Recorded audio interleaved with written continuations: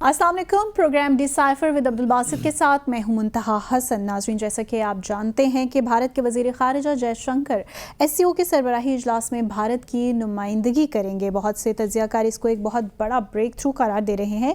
کیا واقعی ایسا ہے؟ ناظرین، مجھے لگتا ہے کہ آج باسط صاحب کچھ بہت زبردست انکشافات کرنے جا رہے ہیں. اس ڈیولپمنٹ پر ان سے ان کا تجزیہ لیں گے اور پروگرام کے دوسرے حصے میں ہم ایرانی سپریم لیڈر آیت اللہ علی خامنہئی کے گزشتہ روز کے خطاب کے بارے میں بات کریں گے. کیا ایران کا یہ کہہ دینا کافی ہے کہ مسلم دنیا اسرائیل کے خلاف اب یکجا ہو جائے؟ اور پروگرام کے آخری حصے میں ہم بہت ہی اہم موضوع کو ٹچ کریں گے اور دیکھیں گے کہ کیا بھارت کی جنونی جنگی تیاریاں پاکستان کے دفاع کو مشکل بنا رہی ہیں. Let's begin the show. Welcome Basit صاحب. جی بہت شکریہ اور بسم اللہ الرحمن الرحیم. اور دیکھنے والوں کا السلام علیکم. اگین منتہا، آپ نے تو بہت زبردست موضوعات چھیڑ دیے ہیں، لیکن ٹاپ آف دا لسٹ ہمارا موضوع ہے کہ بھارت نے تو اعلان کر دیا کہ جے شنکر صاحب تو پاکستان آ رہے ہیں ایس سی او سمٹ کو. اسی لیے ہم نے علی امین گنڈاپور صاحب کو آج گرفتار بھی کر دیا. یہ بھی عجیب طرفہ تماشا ہے. دیکھیں، میں جمہوری حق ہے سب کا کہ وہ احتجاج کریں، پرامن احتجاج بھی کریں، سب کچھ ہو، لیکن ہم جانتے ہیں پاکستان کی سیاسی تاریخ کیا رہی ہے. بالکل. تو پی ٹی آئی کو تھوڑا بہت احساس کرنا چاہیے. ابھی پچھلے 2-3 روز پہلے ملیشین پرائم منسٹر پاکستان کے دورے پہ تھے. اب ایس سی او ہمارے لیے ایک بڑا موقع ہے، اور یہ کوئی مطلبی فیصلہ نہیں ہوا. بہت عرصے سے ہم جانتے ہیں کہ ایس سی او اجلائی سربراہی اجلاس ہمارے ملک میں ہو رہا ہے. تو یہ موقع نہیں ہے ان چیزوں کا. تھوڑا بہت اگر آپ 17-18 تاریخ تک پوسٹ پون کر دیں گے اپنے یہ جو آپ کے دھرنے ہیں اور یہ جو جلسے جلوس ہیں، تو کیا فرق پڑ جائے گا یار. لیکن پاکستان کو اس وقت ان چیزوں کی میرے خیال میں ضرورت نہیں ہے. اور بہت سی، جس طرح میں پہلے بھی کہتا ہوں، دنیا میں بہت کچھ ہو رہا ہے. بالکل. تو خدارا یہ جو ایک سیاسی ابتری ہے، اس سے نکلیے اور پاکستان کو کہیں صحیح راہ پہ ڈال دیجیے. صاحب، آپ نے یہ بہت خوبصورت بات کی ہے کہ اگر کچھ دن مؤخر کر دیں گے تو فرق نہیں پڑے گا، لیکن اگر مؤخر نہیں کریں گے تو انٹرنیشنلی گلوبلی بہت زیادہ فرق پڑنے والا ہے. بہت زیادہ. مطلب دیکھیں نا، ایک عجیب سا امیج پاکستان کا جا رہا ہوگا دنیا بھر میں کہ ایک طرف تو پاکستان میزبانی کر رہا ہے سی او کے اجلاس کی، اور دوسری جانب سڑکوں پہ یہ ہو رہا ہے، فوج کو طلب کر لیا گیا ہے، سو آن اینڈ سو فورتھ. تو دکھ ہوتا ہے، سچی بات ہے، بحیثیت ایک پاکستانی کے شہری کی. تو چلیے، یہ پہلے بھی ہم دیکھتے رہے ہیں. وہ صدر شی جن پنگ نے آنا تھا 2014 کو، وہ ان کا وہ وزٹ بھی ملتوی ہو گیا تھا کافی عرصے تک. تو ہم دعا کرتے ہیں کہ خیریت سے یہ سربراہی اجلاس ہو جائے.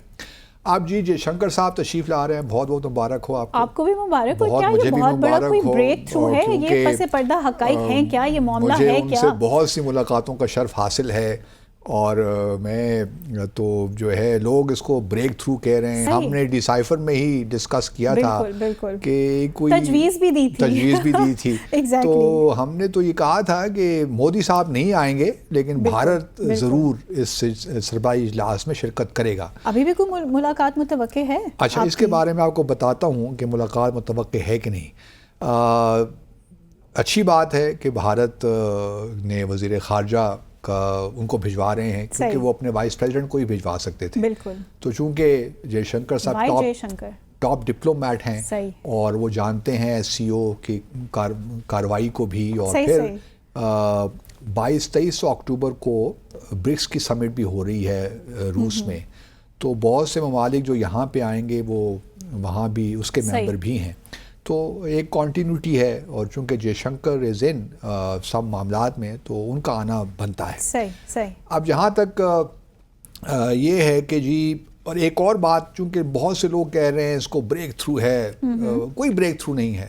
پاکستان کا معاملہ یہ ہے کہ ہم لوگ بار بار ماضی میں بھی یہ باتیں کرتے رہے ہیں کہ جی پاکستان ٹاکس کرنا چاہتا ہے، اور بھارت کی جانب سے ہمیں یہی جواب ملتا ہے کہ talks and terror can not go together. Exactly. تو جب بھارت ہم سے ٹاکس کرتا ہے نا، یا بات چیت کرتا ہے، تو ہم اس کو بھی کنسیشن سمجھتے ہیں بھارت. حالانکہ وہ ٹاکس جو ہوتی ہے بالکل بے معنی ہوتی ہیں، نتیجہ کوئی نہیں نکلتا. لیکن وہ ٹاکس بذات خود کنسیشن بن جاتا ہے. جب آپ ایک ملک بات کریں نا بار بار کہ یہ میں ٹاکس کرنی چاہیے، اور آپ کا جو دوسرا انٹرلاکوٹر ہے یا جو دوسری پارٹی ہے وہ کہے کہ ہم ٹاکس نہیں کرنا چاہتے، تو پھر ٹاکس کا اس کا مان جانا ہی کنسیشن ہوتا ہے نا. تو یہ بھی ذہن میں رہے. تو اس لیے پاکستانیوں کو میں ہمیشہ کہتا ہوں کہ ٹاکس کی بات نہ کیا کریں یار, اپنے ایشوز کی بات کریں آپ, اور پھر دیکھا جائے گا ٹاکس کب ہوتی ہیں کیسے نہیں ہوتی. اچھا اب یہاں پہ معاملہ کچھ یہ ہے, پھر لوگ اسے کہہ رہے ہیں کہ بھارت کا یو ٹرن ہے. کوئی بھارت کا یو ٹرن نہیں ہے. بھارت نے آنا ہی تھا اس میں, وہ ایک سسپینس ویسے ہی کریٹ کیا ہوا تھا انہوں نے, لیکن بھارت نے آنا ہی تھا کیونکہ ایس سی او ان کے لیے بڑا امپورٹنٹ ہے. ریجنل اور گلوبل جو ڈائنامکس چل رہے ہیں, تو وہ اپنے آپ کو یہ ظاہر نہیں کرنا چاہتے کہ وہ ایس سی او کو پاکستان کی وجہ سے اس طرح ہی ٹریٹ کر رہے ہیں جس طرح وہ سارک کو کرتے ہیں. تو وہ ذرا تھوڑا سا اس میں ایک ڈفرنس رکھنا چاہتے ہیں کہ ہماری وجہ سے یہ نہ لگے کہ ہم پاکستان کی وجہ سے ہم سارک ایس سی او کو نظر انداز کر رہے ہیں. آئسولیشن میں نہیں جانا چاہتا, بالکل کانٹیکٹ میں رہنا چاہتا ہے. آئسولیشن میں تو وہ نہیں ہے. اٹس اے بگ کنٹری, جہاں بھی کوارڈ کا ممبر ہے, برکس کا ممبر ہے, آئی یو اور بڑے بڑے بلاکس اور آرگنائزیشنز جو بنی ہوئی ہیں. دوسرا یہ ہے کہ ہمارے وزیر خارجہ پچھلے سال گئے تھے جب ایس سی او کی فارن منسٹرز کی میٹنگ تھی, تو ہمارے بھی فارن منسٹر زرداری گئے تھے گوا, انہوں نے اٹینڈ کی تھی. تو یہ کوئی ایسا بڑا معاملہ نہیں تھا کہ اس کو بریک تھرو کہا جائے. اب بریک تھرو کچھ لوگوں کا خیال ہے کہ جی یہاں پہ آئیں گے تو کوئی ملاقات ہو جائے گی. پہلی تو ابھی یہ کلیئر نہیں ہے کہ وہ 2 روزہ دورے پہ آ رہے ہیں کہ 1 دن کا دورہ ہے. یہ بھی ہو سکتا ہے کہ صبح وہ آئیں, سربراہی اجلاس اٹینڈ کریں اور شام کو اسی طیارے سے واپس چلے جائیں. اور یہ اس کے امکانات زیادہ ہیں. لیکن اس سے پہلے فارن منسٹرز کی میٹنگ بھی ہوگی. یہ 15-16 کو ہے, تو 15 تاریخ کو فارن منسٹرز کی میٹنگ ہوگی. اس میں میرا خیال ہے کہ شاید بھارت کے جو فارن سیکرٹری ہیں مصری, وہ شرکت کریں گے, اور پھر فارن منسٹر آ کر ہیڈز آف گورنمنٹ کی میٹنگ کو اٹینڈ کریں گے. اچھا اب بریک تھرو تو تب ہوتا نا کہ جو ہے, لیکن بریک تھرو ایک لحاظ سے آپ کہہ سکتی ہوں کہ بھارت نے بڑی چلاکی کے ساتھ یہ کیا ہے, جو مجھے بھارت سے خبریں ملی ہیں. ابھی یہ فارمل ہوا نہیں ہے, لیکن بھارت شاید پاکستان کو یہ ریکویسٹ کرے کہ ان کی کال ارینج کریں پرائم منسٹر شہباز شریف پہ. Not a bilateral meeting but a call on prime minister Shehbaz Sharif. اس کا یہ ہوگا کہ جو ایک ہوتا ہے نا, کریٹ ہو جاتا ہے کہ 2 فارن منسٹرز ملے ہیں, اس کے بعد پھر کوئی جوائنٹ اسٹیٹمنٹ ایشو ہو, ڈائلاگ کا پروسیس شروع ہو, اس کو وہ ایوائڈ کرنا چاہتا ہے. لیکن یہ بھی ایک لحاظ سے کنسیڈر کر رہا ہے بھارت. اور کچھ لوگوں کا کہنا ہے کہ شاید یہ کر بھی دیا, انہوں نے ریکویسٹ کر بھی دیا پاکستان کو, لیکن میرا اپنا خیال ہے کہ ابھی شاید نہیں ہوا. جو اندر کی خبر ہے وہ یہی ہے کہ ابھی یہ اس پہ کچھ مطلب بھارت سوچ رہا ہے کیا امپیکٹ ہونے جا رہا ہے. کہ اس کا دیکھیں ایک امپیکٹ تو ہے نا کہ وہ پرائم منسٹر شہباز شریف پہ کال انہوں نے ریکویسٹ کی ہے, تو اس کا مطلب یہ ہے کہ ان کی پوزیشن میں تھوڑی بہت کہیں فلیکسیبلٹی ضرور ہے. کیونکہ ہمارے دیکھیں وزیر خارجہ جب گئے تھے گوا, تو ہم نے تو کوئی ریکویسٹ نہیں کی تھی, نہ فارن منسٹر کے ساتھ میٹنگ کی اور نہ ہی پرائم منسٹر مودی کے ساتھ میٹنگ کی. تو اگر یہ کرتے ہیں, اب گڈ سائن نہیں ہے ان دا سینس میں اپنے نقطہ نظر سے دیکھوں, پاکستان کے نقطہ نظر سے, تو ڈائلاگ کا شروع ہو جانا کوئی بہت بڑی بات نہیں ہے, بلکہ وہ نہ ہو تو بہتر ہے. کیونکہ اگر ڈائلاگ اس فریم ورک کے تحت ہوں گے جو 2015 میں ہم نے جب سشما سوراج صاحبہ آئی تھیں, اور اس وقت یہ تھے اپنا فارن سیکرٹری, یہ بھی سشما سوراج صاحبہ کے ساتھ آئے تھے, جے شنکر صاحب بھی. تو وہ فریم ورک جو ہم نے بنایا تھا 9 دسمبر 2015 کو, وہ تو کچھ اچھا نہیں ہے.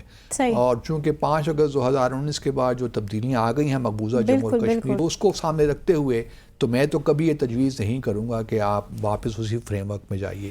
تو یہ چیزیں, جس طرح میں پہلے بھی ڈیسائفر میں کئی بار کہتا رہا ہوں کہ یہ چیزیں بیک چینل پہ ڈسکس ہوں تو بہتر ہے, رادر دین کہ ہم فارملی اسٹرکچر ڈائلاگ کی طرف اس وقت آئیں. تو ایک تو یہ خبر میں اپنے ہم ناظرین کے ساتھ شیئر کرنا چاہتے ہیں کہ ممکن ہے کہ جے شنکر صاحب یہ درخواست کریں کہ یا ایک فارمل ریکویسٹ کریں کہ ان کی کال پرائم منسٹر شہباز شریف پہ کی جائے, رکھی جائے. تو یہ ایک اچھا ایونٹ ہوگا, لیکن اس سے میری درخواست یہ ہے اپنی حکومت سے کہ اس کو بہت سیریسلی نہ لیں, اور خدارہ یہ بھی نہ کریں کہ تمام پوری کی ڈپٹی فارن منسٹر بھی, ڈپٹی پرائم منسٹر کو بھی اس ملاقاتیں بٹھا دیں, اور پورا ایک لمبا سا ڈیفنس منسٹر بھی وہاں بیٹھ جائیں, اسپیشل اسسٹنٹ بھی بیٹھ جائیں. صرف ایک ایڈیشن میکسیمم اپنے فارن سیکرٹری کو بٹھا دیجئے ساتھ میں میٹنگ میں, کیونکہ وہ کال ہوگی نا, وہ ایک میٹنگ نہیں ہے, وہ کال کی ریکویسٹ کر رہے ہیں, تو اس کو اسی کال کے ذمے لینی چاہیے, نہ کہ باقاعدہ ملاقات کے. تو یہ ایک ڈیولپمنٹ ہو سکتی ہے. اس کے بعد دیکھیے تو تھوڑا سا UNGA کا جو ایڈریس ہے, I do not know producer صاحب ہمارے پاس سالٹ ہے جو جے شنکر صاحب نے پاکستان سے, وہ ذرا سنا دیجیے ہمیں کائنڈلی. دیکھیے یہ بھارت کی پالیسی میں کوئی تبدیلی نہیں آئی, وہ ابھی تک وہی مانترا رٹ رہا ہے دہشت گردی کا اور پاکستان کو ایکسٹریمزم, اور وہی باتیں کر رہا ہے جو ہمیشہ سے وہ کرتا رہا ہے. تو ہمیں کسی خوش فہمی کا یہاں شکار نہیں رہنا چاہیے. نہ بھارت نے کوئی یو ٹرن لیا ہے اور نہ ہی اس وجہ سے کوئی بریک تھرو ہونے والا ہے. بھارت کی جو پالیسیز ہیں بڑی کلیئر ہیں, ہمیں تھوڑا سا احتیاط سے کام لینا چاہیے. We should not be getting carried away, کوئی ہمیں یوفورک ہونے کی ضرورت نہیں ہے. دوسرا جو پہلو ہے, وہ ایک اور جو چیز میرے نالج میں آئی ہے وہ یہ ہے کہ اگر نہیں ہے تو یہ ایسا ہونا چاہیے. پاکستان کو آؤٹ دا باکس جا کر تھنکنگ کرنی چاہیے نا, کہ SCO کا ایک سربراہی اجلاس پہلی دفعہ پاکستان میں ہو رہا ہے. پاکستان اور بھارت نے 2017 کو باقاعدہ ممبرشپ ان کو ملے تھی. تو اب ہمیں تھوڑا سا اس کے ابھی تو 2 آبزرور کنٹریز ہیں, ایک منگولیا اور ایک افغانستان. افغانستان کو شاید ہم نے انوائٹ ہی نہیں کیا because of the interim set up there. دوسرا منگولیا شاید اس میں آئے گا. اب بنگلہ دیش نے ایک آبزرور کی اپلیکیشن ڈالی ہوئی ہے SCO میں. صحیح. تو میرا اپنا خیال تو یہ تھا کہ پاکستان کو انیشیٹو لیتا اور ایک 4-5 ہیڈز آف گورنمنٹ کو بلا ہی لیتا. صحیح. ایک تو بنگلہ دیش کے ڈاکٹر یونس صاحب کو بلا لیتا. اسی طرح جو ساؤتھ ایشیا میں سری لنکا کے ابھی نئے صدر آئے ہیں وہ شاید نہ آتے, شاید آ بھی جاتے, نیور نو. اس طرح نیپال, بھوٹان نہیں, نیپال اور سری لنکا اور بنگلہ دیش, ان 4 ممالک کو بھی جو ساؤتھ ایشیا میں, کیونکہ نیپال اور سری لنکا یہ جو ہے یہ ڈائیلاگ پارٹنرز ہیں SCO کے. صحیح. تو یہ 14 ممالک ہیں جن میں یہ کنٹریز بھی شامل ہیں. ان کو بلا لیتا تو ایک تھوڑا سا ایک اچھا سا گیٹ ٹوگیدر ہو جاتا, تھوڑا سا میسج جاتا بھارت کو بھی, کیونکہ بھارت اس وقت یہ کہہ رہا ہے کہ ہمیں سارک کو ہم نے ریوائیو نہیں کرنا, ہم تو BIMSTEC کو دیکھ رہے ہیں. بلکہ مالدیو سے پارٹنر ہے, مالدیو کے پریزیڈنٹ کو بھی بلایا جا سکتا, محمد موئزو جو اگلے ہفتے بھارت کا دورہ بھی کر رہے ہیں, سرکاری دورہ, تو ان کو بھی بلایا جا سکتا تھا. مالدیوز کو, بنگلہ دیش کو, سری لنکا اور نیپال کو اور پاکستان, یہ ہم 5 ممالک 4 ممالک مل کر سارک کا ایک چھوٹا سا گروپ کر لیتے تو اچھا ہو جاتا. لیکن میرے خیال میں کسی کو تھنکنگ, کیونکہ بنگلہ دیش کے ساتھ ہمیں تھوڑے معاملات کو آگے لے کر چلنا چاہیے. تو یہ ایک موقع تھا ہمارے لیے کہ مجھے نہیں معلوم, کچھ لوگ کہہ رہے ہیں کہ شاید ہم نے بلایا بھی ہے, لیکن آئی ایم ناٹ اویئر. میں نے کوشش کی تھوڑا سا جاننے کی, لیکن مجھے کریڈیبل کوئی خبر نہیں مل پائی. لیکن اگر نہیں کیا تو ابھی بھی وقت ہے, کر لیجئے, بہت دیر نہیں ہوئی. لیکن شاید یہ بھی ہے کہ جو اس وقت PTI کے جو ہنگامے اس وقت اسلام آباد میں ہو رہے ہیں تو شاید کیپیسٹی شاید نہیں ہے کہ اتنے زیادہ لوگوں کو وہ ہم ہوسٹ کر سکیں, لک آفٹر کر سکیں, تو شاید یہ بھی وجہ ہو. لیکن ڈاکٹر محمد یونس کو بلانے کا اچھا موقع تھا تاکہ بنگلہ دیش کے ساتھ جو ہمارے تعلقات میں ایک ماضی میں جو کچھ رہا ہے اس کو ٹھیک کرنے کا اچھا موقع. اور بڑے اچھے سگنل, پازیٹیو سگنلز ابھی ہمیں ملے بھی ہیں ان کی طرف سے. یا تو پھر اگر یہ نہیں تھا تو پھر فوکس تھوڑا سا کر لیتے مشرق وسطیٰ پہ, کیونکہ جو اور اس میں اور جو ڈائیلاگ پارٹنرز ہیں نا, اس میں سعودی عربیہ بھی ہے, UAE بھی ہے, قطر بھی ہے, کویت بھی ہے, ان کو بلا لیتے 4-5 کنٹریز کو, تاکہ ہم اسرائیل کے معاملے کو بھی ڈسکس کر لیتے. ویری ویل سیڈ باسط صاحب, اور بڑی اچھی فلسطین کے معاملے کو بڑی اچھی تجاویز دی ہیں آپ نے. تجاویز تو دی ہیں, کچھ سننے والا نہیں ہے. Let's take a short commercial break here. Welcome back after the break. So Basit sahab, ایرانی سپریم لیڈر آیت اللہ علی خامنہئی نے بڑا زبردست قسم کا اجتماع تھا, جمعے کی نماز کے بعد خطبہ دیا اور امت مسلمہ کو بڑا جھنجھوڑنے کی کوشش کی. سو کیا یہ کافی تھا؟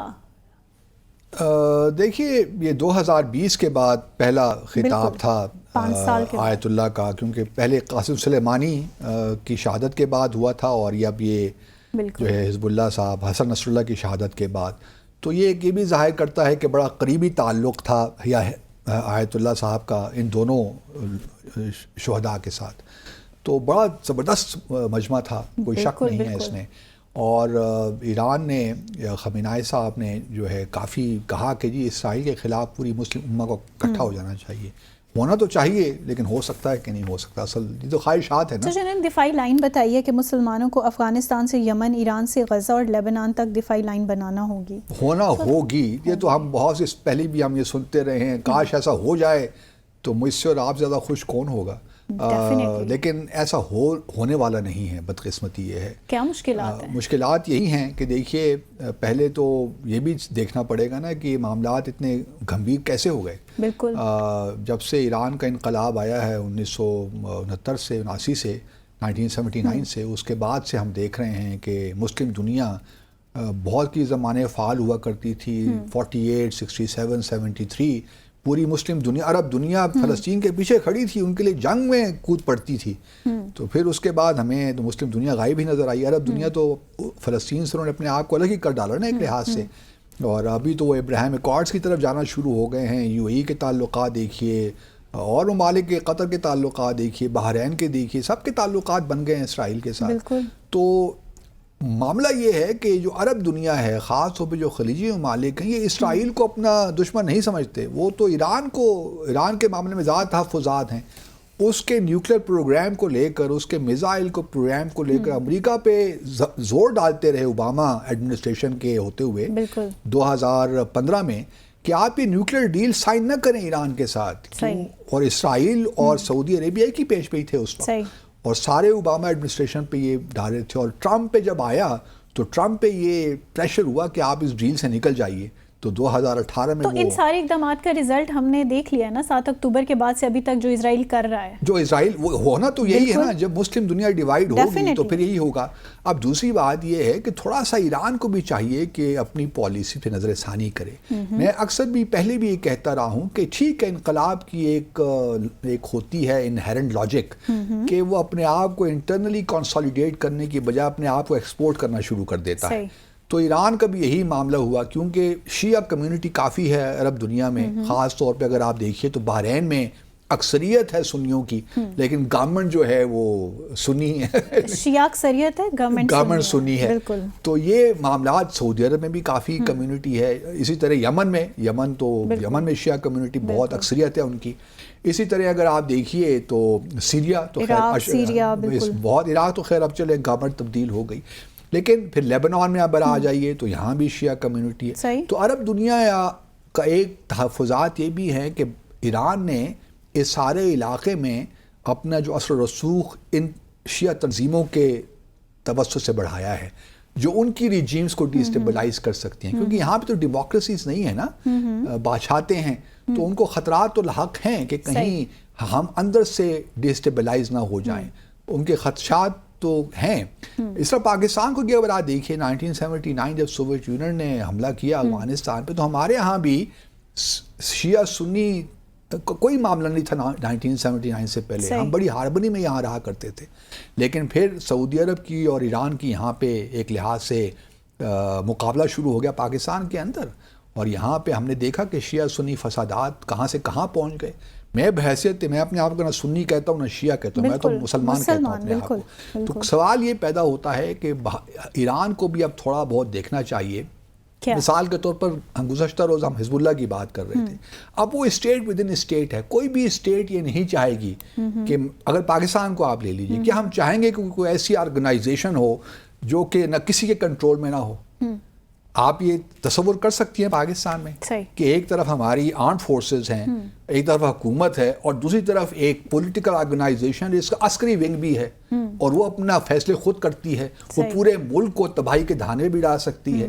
تو یہ دنیا میں کہیں نہیں ہوتا۔ تو ایران کو بھی تھوڑا بہت ان آرگنائزیشن سے اپنا ہاتھ کھینچنا چاہیے، تاکہ ان اسٹیٹس میں، خاص طور پہ یمن ہے، لیبنان ہے، سیریا ہے، عراق ہے، تاکہ ان کو موقع ملے کہ اپنی اسٹیٹ کو ڈیولپ کریں، رادر دین کہ یہ اسٹیٹس ود ان اسٹیٹس بنی ہوئی ہیں۔ یہ کہیں بھی دنیا میں نہیں ہوتا معذرت کے ساتھ۔ تو تھوڑا بہت ایران کو، پھر دیکھیے ہمارے ساتھ بھی ایران نے کیا کیا، ہم ایران کو اتنی سپورٹ کرتے رہے جندلہ کے معاملے میں۔ مجھے یہ معلوم ہے کہ جندلہ کو ویسٹرن دنیا، خاص طور پہ UK اور امریکہ پاکستان میں پروموٹ کرتے رہے ہیں، لیکن جہاں تک حکومت کا تعلق ہے، حکومت نے کبھی بھی، یہ سنی تحریک ہے جندلہ بنیادی طور پہ بلوچستان میں، جو سستان بلوچستان جو ایران کا حصہ ہے، تو ہم نے 2008 میں عبدالحمید ریگی جو کہ اس وقت سربراہ تھا، اس کو ہم نے حوالے کیا ایران کے۔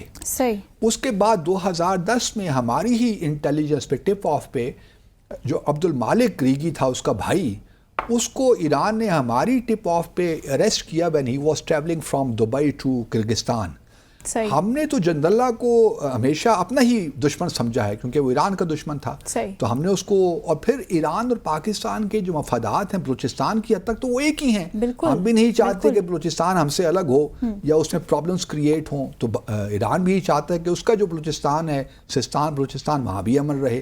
تو ہمیں تو ایک دوسرے کے ساتھ کوآپریٹ کرنا چاہیے. لیکن ایران نے جنوری میں ہمارے اوپر وہ پچھلے سال, جو اس سال بلکہ, وہ میزائل پہ اٹیک کر دیا ہمارے بلوچستان میں. پھر ہم نے بھی 2 دن کے بعد ہم نے بھی جوابی کارروائی کی. لیکن ایران کو کیا یہ زیب دیتا تھا کہ پاکستان جیسا ملک جس نے ساری پوری تاریخ ہماری بھری پڑی ہے کہ ہم آپ سے کوآپریٹ کرتے رہیں, آپ کو یہ زیب نہیں دیتا تھا کہ آپ پاکستان پہ اس طرح اسٹرائک کرتے. یہ تو پھر کلبھوشن جادیو چابہار میں ایکٹیولی پاکستان کے خلاف 2003 سے کام کر رہا ہے, اور ہم بار بار کہتے بھی رہے ایران کو, لیکن ہماری کوئی سنوائی نہیں ہوئی. تو یہ پاکستان اور ایران کے کانٹیکس سے بھی چیزوں کو دیکھتا ہوں تو مجھے لگتا ہے, کیونکہ یہاں پہ ایران کا خیال ہے کہ سعودی انفلوئنس بہت زیادہ, اور کسی حد تک ٹھیک بھی ہے, لیکن اس کی ایک وجہ ہے. ہمارے اور سعودی عرب کے تعلقات اس نوعیت کے نہیں ہیں, اس میں بہت سبسٹنس ہے. اگر آپ دیکھیے تو ہمارے 4 لاکھ کے قریب لوگ وہاں خلیج میں کام کرتے ہیں. ہمیں وہاں پہ ریمیٹنسز ہماری آتی ہیں, ہمیں وہاں سے تیل ملتا ہے خلیجی ممالک سے. ایران کے ساتھ ٹھیک ہے ہم نے IPA گیس پائپ لائن کا ایک معاہدہ کیا, لیکن ہمیں شروع نہیں ہوا. پھر ہمارا ٹریڈ کے زمانے میں ایران ہمارا لارجسٹ ٹریڈنگ پارٹنر ہوا کرتا تھا 1979 سے پہلے. ہونا چاہیے, اور بھی چاہیے, ہمارا نیبر ہے. لیکن ابھی بھی انفارمل ٹریڈ ہو رہا ہے, اسمگلنگ بھی خوب ہوتی ہے. لیکن میں یہ کہنا چاہتا ہوں کہ ایران کو پاکستان سے کیا ایک معاملہ ہے. پھر یہ بھی دیکھیے کہ اسرائیل اور جو ہے بھارت کی وجہ سے 2 ایشوز ہیں نا, ایک فلسطین اور دوسرا کشمیر ہے. ہمیں تو چاہیے تھا کہ ان دونوں ممالک کے خلاف ہم ساری مسلم دنیا کھڑی ہو جاتی. لیکن آیت اللہ خامنہئی نے تو کشمیر پہ بیان بھی دیا تھا, اور انڈیا کو پرانا بیان ہے نا, ابھی دیا, ریسنٹ بھی ایک بیان دیا. انہوں نے جس طرح سے فلسطین پہ مظالم چل رہے ہیں اسی طرح انہوں نے انڈیا کو بھی کنڈیم کیا ہے. پتہ نہیں کہاں دیکھا ہے میں نے, شاید انہوں نے اسی طرح انڈیا کو بھی کنڈیم کیا, جس کو لے کے بھارت میں بھی کافی واویلا مچا ہے. لیکن باسی صاحب میں سمجھتی ہوں سچویشنز کچھ بھی ہیں بہت ہی ورسٹ ہے. کیا ٹیبل ٹاک نہیں ہو سکتا؟ میرا کہنا یہ ہے کہ ان کا کوئی حل نہیں نکل سکتا. نہیں ہو سکتے آپ. اگر آپ نے اصولوں کی سیاست کرنی ہے, اصولوں پہ فورن پالیسی چلانی ہے, یہ نہیں ہو سکتا. اصول ہی تو چینج ہے نا. اصول چینج ہے کہ Iran has a very rigid attitude towards Israel and America.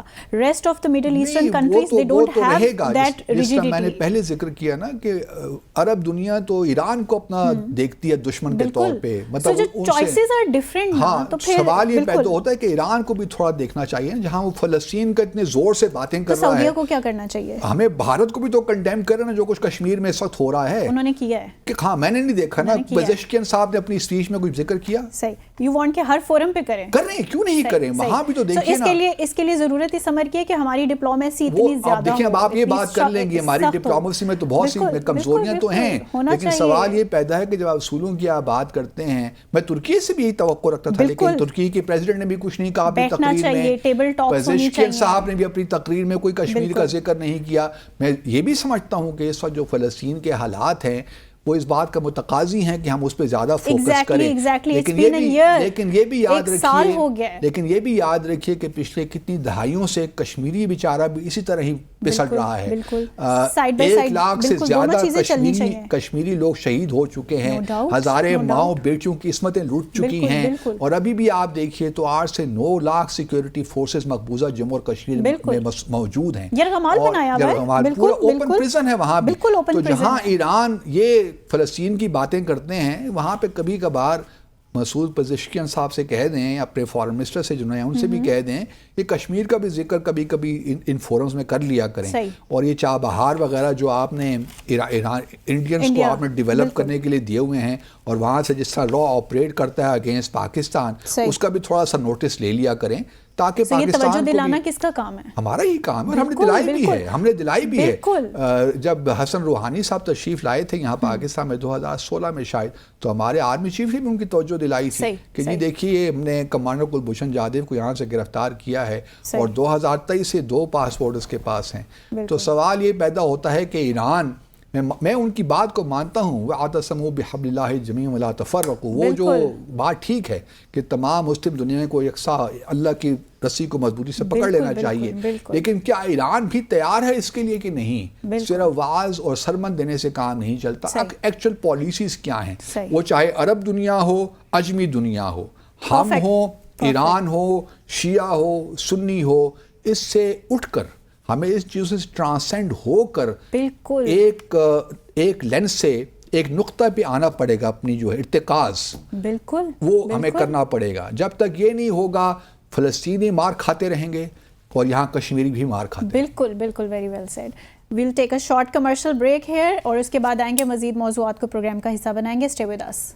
Welcome back after the break. So کافی سینسٹیو ایشوز کو ہم زیر بحث لا چکے ہیں، ابھی ہم کچھ بات کریں گے بھارت کی جو جنونی جنگی تیاریاں جاری ہیں۔ ہاں دیکھیے، یہ میں خود بہت متاثر ہوا ہوں۔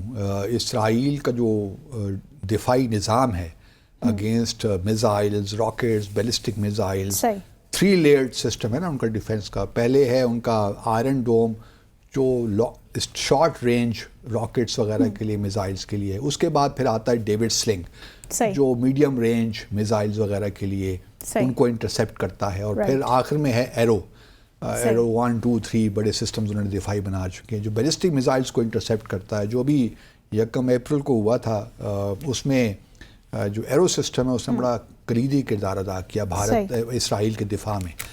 اب بھارت بھی یہی کام کر رہا ہے ایکچولی۔ بھارت بھی پرتھوی ایئر ڈیفنس سسٹم ہے ان کا، اس کو ڈیولپ کر رہا ہے۔ اس سے پہلے ہم جانتے ہیں کہ رشیا سے انہوں نے S-400 دفاعی سسٹم لیا ہوا ہے، 3 ان کو مل گئے ہیں بیٹریز، 2 اور ملنی ہے، تقریباً $5.6 بلین کا یہ ایگریمنٹ تھا۔ تو 5 سسٹمز ملنے تھے، لیکن روس اور یوکرین کی وار کی وجہ سے تھوڑا بہت اس میں ڈیلے ہو گیا ہے۔ اب 2 جو بیٹریز آئیں گی وہ اگلے سال شاید آ جائیں۔ تو بھارت یہ بھی لے رہا ہے دفاعی سسٹم۔ اس کے بعد اس کا اپنا ایک ہے اشون ایڈوانس ایئر ڈیفنس سسٹم، تو یہ 2 انڈیجنسلی وہ ڈیولپ کر رہا ہے، جس کا مطلب یہ ہے کہ بھارت اپنی سیکنڈ اسٹرائک کیپیبلٹی ڈیولپ کر رہا ہے۔ So how challenging that would be for Pakistan؟ کیونکہ دیکھیے پاکستان نے 2007 میں، نہیں 1998 میں جب نیوکلیئر ٹیسٹ ہو گئے تھے، تو ہم نے 1998 ایک اسٹریٹجک ریسٹرین ریجیم کا کانسیپٹ پیش کیا تھا بھارت کو، اور اس کانسیپٹ میں ایک یہ تھا، ایک پروویژن ہم نے یہ رکھی تھی کہ دونوں ممالک بیلسٹک ڈیفنس سسٹمز ڈپلوائی نہیں کریں گے، کیونکہ اس کا یہ ہوتا ہے نا کہ بیلسٹک جو ڈیفنس سسٹمز ہوتے ہیں وہ سیکنڈ اسٹرائک کیپیبلٹی کی آپ کو بڑھاتے ہیں۔ مطلب اس کا بنیادی یہ ہوتا ہے کہ اگر فرسٹ اسٹرائک میں کرتا ہوں کسی ملک پہ، یا اپنے بھارت میں اگر پاکستان کرتا ہے فرسٹ اسٹرائک، تو وہ سارے جو میزائلز ہیں جو پاکستان فائر کرے گا وہ تو انٹرسیپٹرز اس کو ناکارہ بنا دیں گے، تو بھارت کے پاس پھر ایک موقع ہوگا کہ وہ سیکنڈ اسٹرائک کرے ہم پاکستان پہ۔ تو یہ اس کو بچانے کے لیے، کیونکہ اس سے پھر آرمز ریز بڑھ جاتی ہے، جو نیوکلیئر سب مرینز ہوتی ہیں اور جو سائلوز بنے جاتے ہیں، انڈر گراؤنڈ میزائلز کو رکھا جاتا ہے، میزائلز کو موبائل رکھا جاتا ہے، تو یہ ساری سیکنڈ اسٹرائک کیپیبلٹی کے زمرے میں آتی ہیں۔ تو ہمارا خیال یہ تھا کہ اس خطے کو ایک آرمز ریس سے بچانے کے لیے ہم یہ تجویز پیش کریں، لیکن بھارت کا کہنا تھا، یا کسی حد تک ٹھیک بھی تھا، کہ ان کا معاملہ صرف پاکستان کا نہیں ہے، بلکہ چائنا کے ساتھ بھی انہوں نے اپنا ڈیٹرنس رکھا ہے۔ اب ہمارا معاملہ یہ ہے کہ ہمیں معلوم ہے کہ جو S-400 بھارت کو ملا وہ انہوں نے پاکستان کے خلاف بھی ڈپلائی کیا ہوا ہے، اور یہ جو پرتھوی ہے یا اشون ان کا ایڈوانسڈ ایئر ڈیفنس سسٹم ہوگا، یہ پاکستان کے بھی خلاف ڈپلائی ہوگا۔ مجھے یہ ایک ہوتا ہے کہ کیا ہم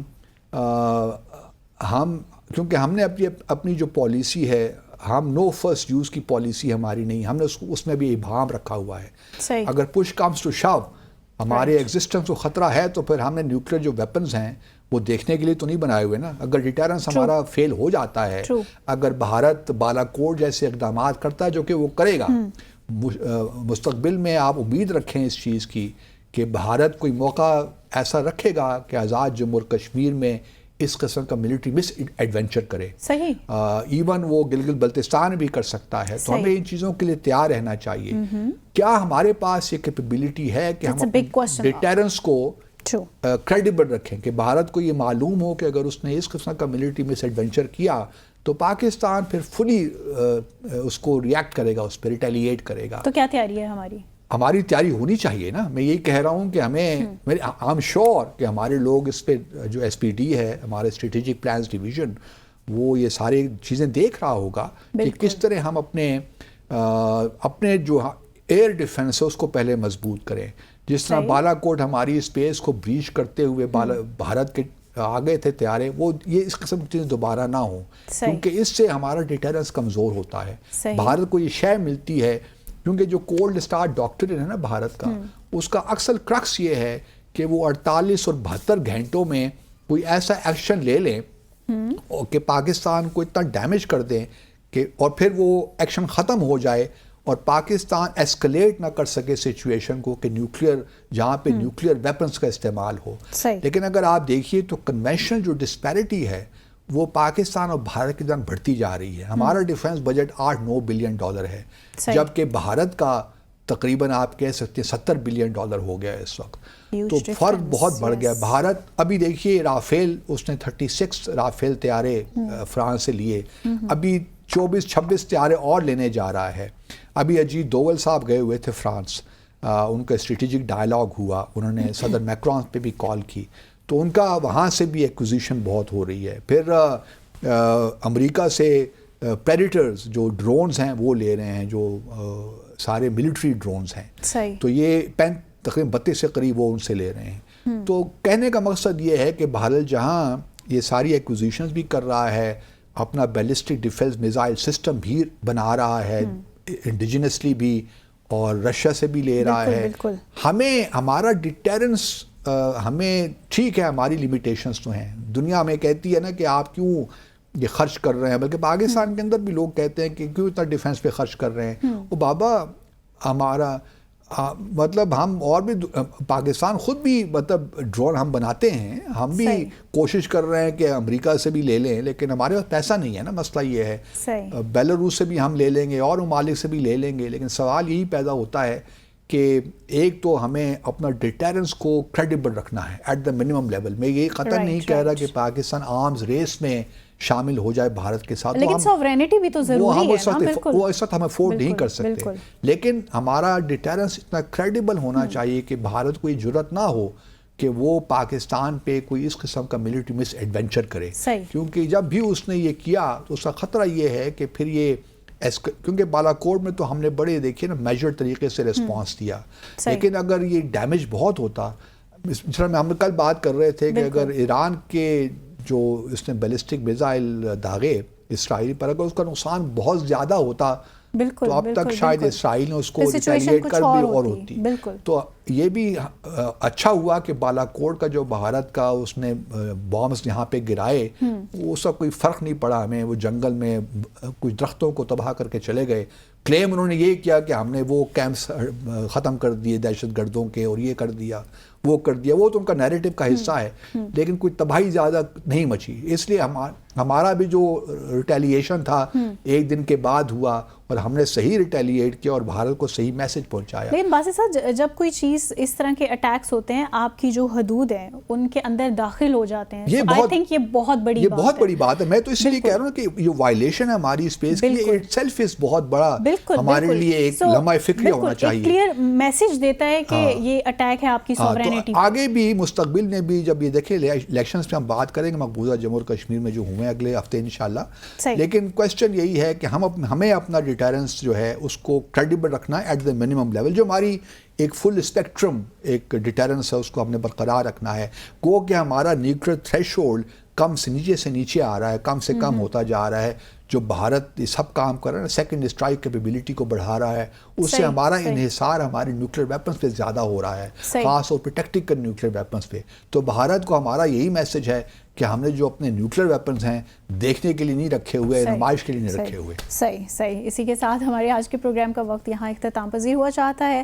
آپ سے ملاقات ہوگی انشاءاللہ نیکسٹ ویک مزید ٹاپکس کے ساتھ.